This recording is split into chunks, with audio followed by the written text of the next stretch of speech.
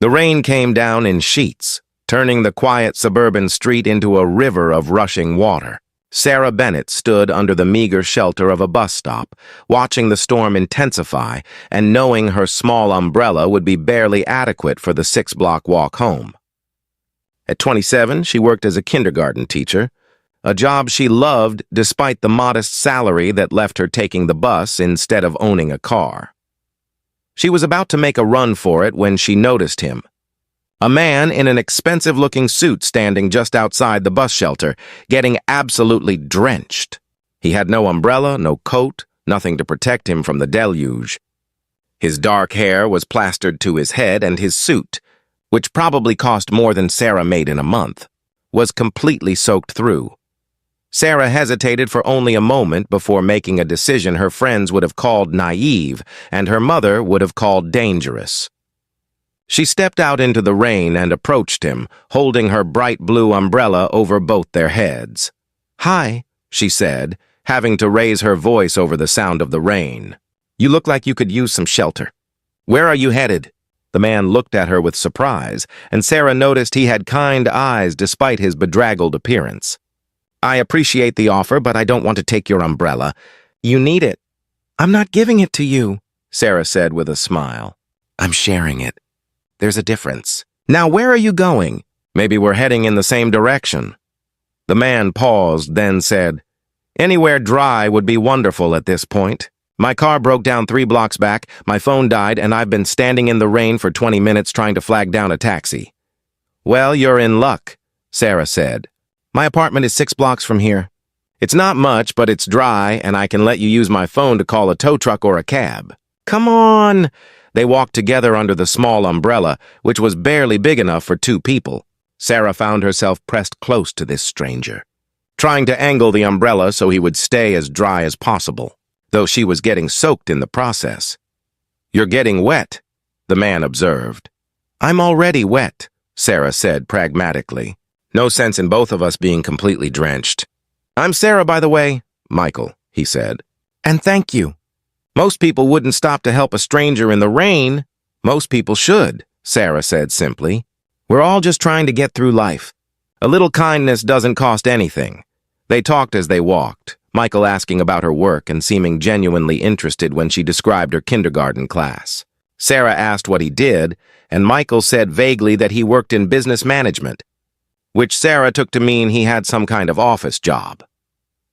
When they finally reached Sarah's apartment building, a modest 3-story walk-up in a working-class neighborhood, Michael looked around with an expression Sarah could not quite read.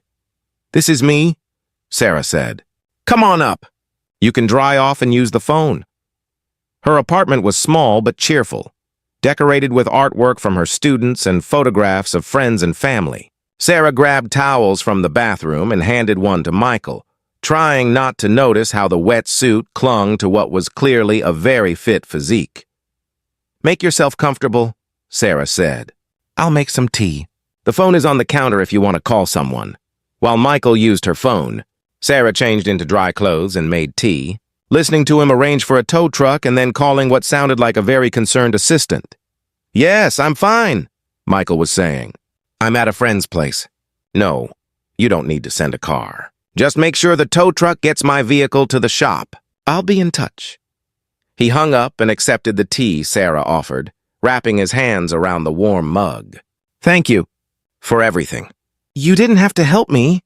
"Of course I did," Sarah said, settling into the chair across from him. "What kind of person would I be if I just left you standing in the rain?" "Most people would have," Michael said quietly. "Especially in this neighborhood. No offense, but this isn't the kind of area where people trust strangers."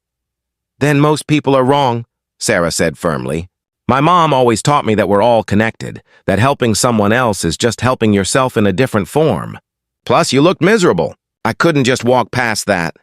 They talked for over an hour, the conversation flowing easily from topic to topic. Michael asked thoughtful questions and listened with an intensity that made Sarah feel truly heard. When he finally called for a car service, Sarah felt oddly reluctant to see him leave. "Thank you again," Michael said at the door. "You have no idea what your kindness meant today." It was just an umbrella, Sarah said with a smile. It was more than that, Michael replied. It was a reminder that good people still exist. Can I have your number? I'd like to take you to dinner as a thank you. Sarah hesitated.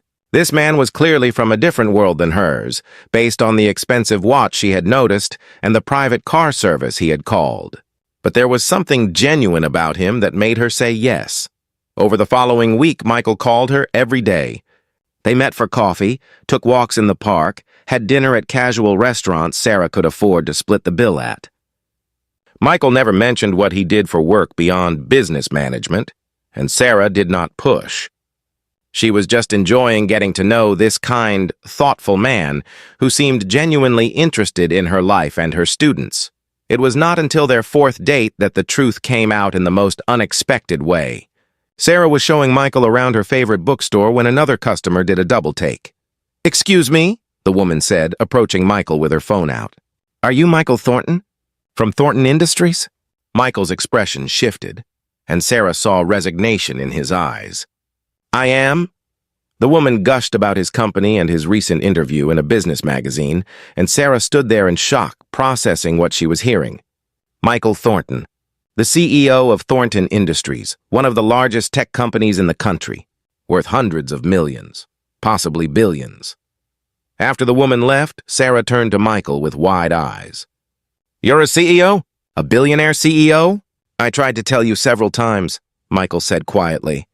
"But then I realized you had no idea who I was, and it was so refreshing to just be Michael, not Michael Thornton, the CEO. You talked to me like a normal person. You shared your umbrella without expecting anything in return. Do you know how rare that is? So this whole week has been what? You slumming it with the poor teacher?" Sarah felt hurt and angry. "No," Michael said firmly, taking her hands. "This whole week has been me getting to know the most genuine, kind, real person I've met in years. You didn't help me in the rain because you wanted something. You helped me because it was the right thing to do. You've spent time with me because you like me, not because of what I can do for you or what being seen with me might get you." He squeezed her hands. "I should have told you sooner. I was wrong to hide it. But Sarah, everything else has been completely real. The conversations, the laughter, the way I feel when I'm with you. That's all true." Sarah pulled her hands away, needing space to think. "I need some time. This is a lot to process." "I understand," Michael said. "Take all the time you need. But please believe me when I say that the man you shared your umbrella with, the man you've spent this week with, that's who I really am. The CEO part is just what I do for work." Sarah spent 3 days thinking, talking to her friends, trying to reconcile the Michael she knew with the billionaire CEO she had just discovered. Her friends were divided. Some thought she should run from the complication. Others thought she was crazy to walk away from a chance at that kind of life. But it was one of her kindergarten students who helped her decide. Little Emma asked why Miss Sarah looked sad. And Sarah explained that she had a friend who had not been completely honest with her. "Did he lie to be mean or to be nice?" Emma asked with the simple wisdom of childhood. "What do you mean?" Sarah asked. "My mommy says sometimes people don't tell the whole truth because they want to trick you, and that's bad. But sometimes they don't tell the whole truth because they're scared you won't like them if you know everything. That's not really lying, that's just being scared." Sarah realized Emma was right. Michael had not lied to hurt her.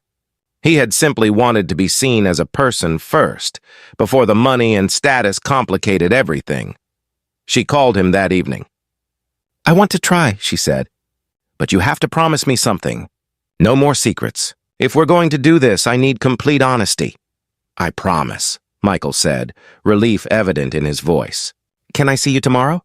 They met at the same bus stop where they had first encountered each other, and Michael arrived not in a luxury car but on foot, carrying 2 umbrellas. "Just in case it rains," he said with a smile, "though I hope this time we can share for different reasons." As if on cue, rain began to fall and they stood together under one umbrella, leaving the second one folded. "I don't want your money," Sarah said. "I don't want a fancy lifestyle or designer clothes or any of that. I just want honesty and respect in someone who values what I value." "That's exactly what I want too," Michael said. "You remind me every day that wealth means nothing without genuine connection. You show me that the best things in life are simple kindnesses and real conversations and caring about others. I don't want to change you or your life. I just want to be part of it. Over the following year, they built a relationship based on the values that mattered to both of them.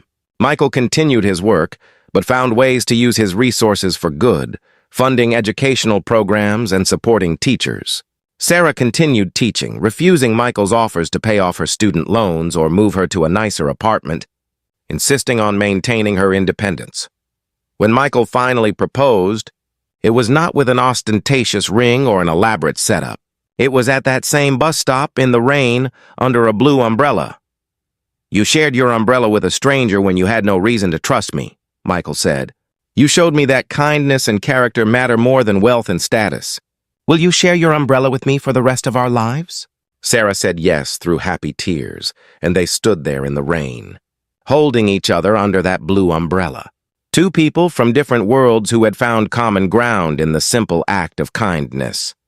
Their wedding was small and intimate, held not at some exclusive venue but in the community center near Sarah's school, so her students and their families could attend. And when people asked how they met, Sarah always smiled and said they had shared an umbrella on a rainy day, which was all the magic any love story really needed. Sometimes the most meaningful connections begin with the smallest acts of kindness, with the choice to help a stranger when you have no reason except that it is the right thing to do. And sometimes the person standing in the rain is exactly who you needed to meet, not because of what they have, but because of who they are when everything else is stripped away. If this story touched your heart, please like, share, and subscribe for more tales of kindness rewarded, authentic connection, and finding love when you stop looking at what people have and start seeing who they are. Comment below and share about a time when a small act of kindness led to something unexpected, or when someone saw past your circumstances to the real you. Your story could inspire someone else to extend kindness to a stranger today.